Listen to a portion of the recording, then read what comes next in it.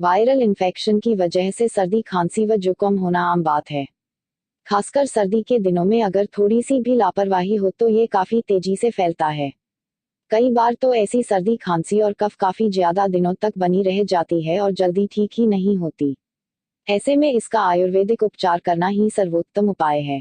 इसलिए आज इस वीडियो में हम आपको ऐसी औषधि के बारे में बताएंगे जो सर्दी खांसी को ठीक करने में रामबाण है और जिसे आप अपने घर पर भी बड़ी आसानी से तैयार कर सकते हैं। औषधि तैयार करने की सामग्री। इस औषधि को तैयार करने की सभी सामग्रियां आपके किचन में ही मौजूद हैं। सबसे पहले आप एक बर्तन में 3 कप पानी लीजिए।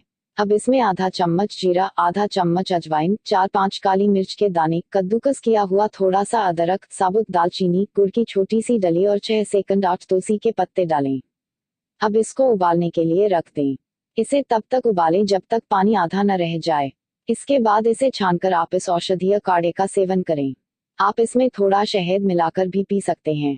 फायदे। इस काढ़े के सेवन से पुरानी खांसी, सीने की जकड़न, सर्दी जुकाम, सिर दर्द और सर्दी के दूसरे लक्षणों से भी राहत मिलती है।